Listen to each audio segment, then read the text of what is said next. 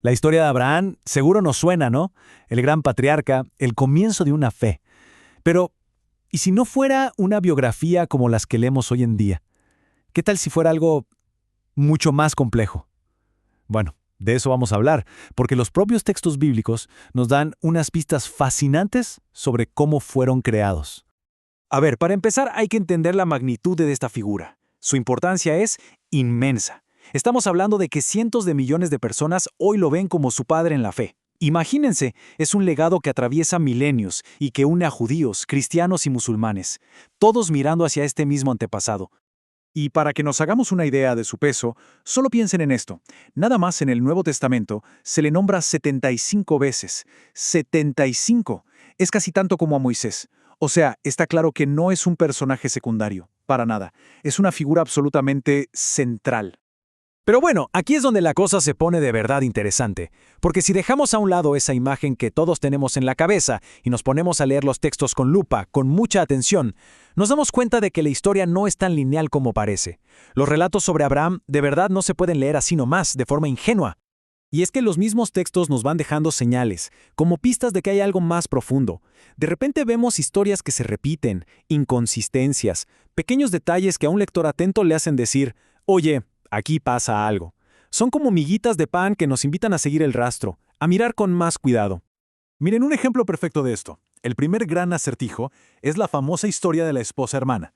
Fíjense, en Génesis 12, Abraham está en Egipto y por miedo dice que su esposa, Sara, es su hermana.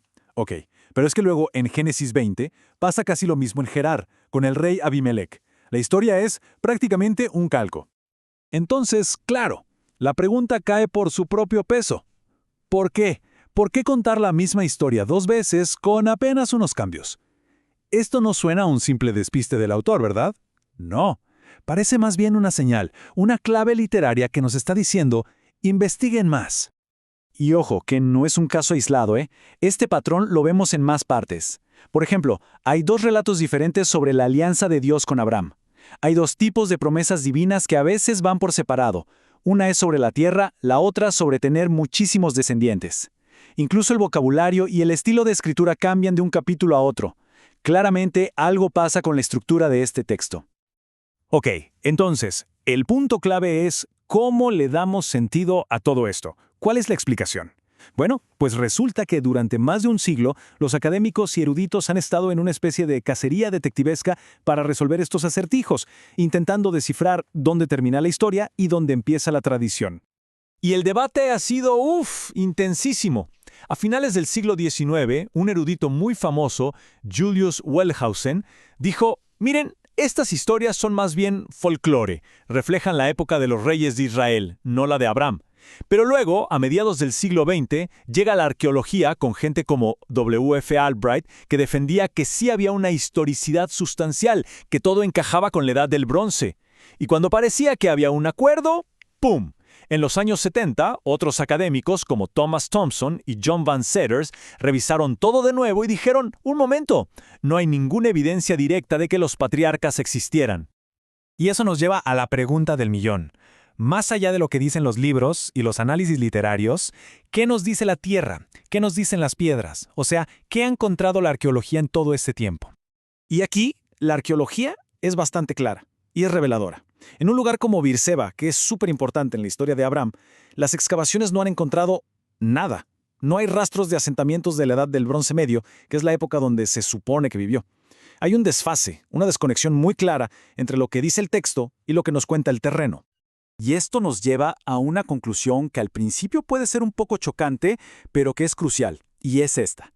Las historias de Abraham a menudo no nos están describiendo el mundo de Abraham. Nos están describiendo el mundo de la gente que las escribió, que las editó y las cuidó, siglos después. O sea, nos dicen más sobre los autores que sobre el propio protagonista. Ok, entonces, si no es una biografía en el sentido moderno, ¿qué es? ¿Qué tenemos entre manos? Bueno, la respuesta que ha surgido de toda esta investigación es, en mi opinión, mucho más fascinante. Lo que tenemos es una sinfonía de tradiciones. A este enfoque se le llama la historia de las tradiciones, y la idea es genial. En lugar de preguntar solo, ¿esto pasó de verdad?, la pregunta clave es, ¿cómo se contó esta historia a lo largo del tiempo? Se enfoca en cómo las distintas comunidades la fueron adaptando, reinterpretando, durante cientos de años. El chiste es entender qué significaba esta historia para cada generación que la escuchaba y la pasaba a la siguiente. Así que la historia de Abraham no es como una fotografía fija, un retrato estático, es más bien como un lienzo que se ha ido pintando y repintando. Es el resultado de relecturas sucesivas que hicieron sus descendientes espirituales. En cada nueva época, ellos volvían a mirar a Abraham, lo redescubrían como su padre en la fe y aplicaban su historia a los problemas y las esperanzas de su propio tiempo. Y por eso la metáfora de la sinfonía es tan buena. Imaginen que estas tradiciones son como una partitura musical muy compleja.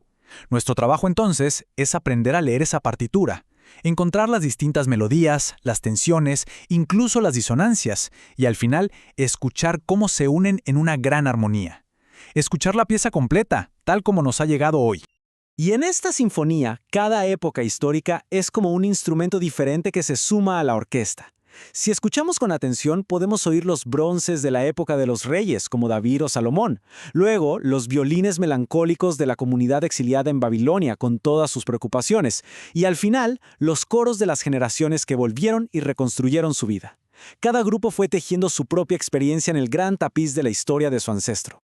Y esto nos lleva al corazón del asunto. Los textos bíblicos, en su esencia, no son libros de historia como los entendemos hoy, son tradiciones ancestrales. Su objetivo principal no es darnos una lista de hechos del pasado, no. Su propósito es hablar de algo mucho más profundo. Nos hablan de la fe de un pueblo, de su lucha, de su esperanza y de su relación con Dios a lo largo de su viaje.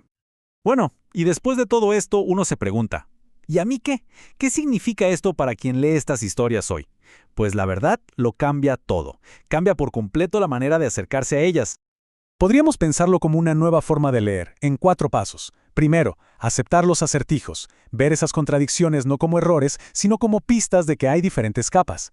Segundo, intentar escuchar la sinfonía, tratar de oír las distintas voces históricas que hay detrás del texto. Tercero, preguntarse siempre el por qué. ¿Qué le estaba diciendo esta versión de la historia a la gente de su época? Y cuarto, buscar esa fe que perdura, el hilo conductor que une todas esas voces en un solo gran relato sobre el viaje de una comunidad. Al final del día, la meta no es usar estos textos como un arma para probar o desmentir la historia. El objetivo es mucho más interesante. Es entender el proceso vivo de cómo, generación tras generación, una comunidad entera volvió a conectar con Abraham, cómo lo redescubrieron una y otra vez como su padre en la fe. Y todo esto nos deja con una pregunta flotando en el aire, para que la pensemos. ¿Qué es al final el legado más real de un ancestro? ¿Un dato histórico que podamos verificar en un libro? ¿O una historia viva, una historia que respira y que ha dado forma, identidad y esperanza a millones de personas a lo largo de los siglos?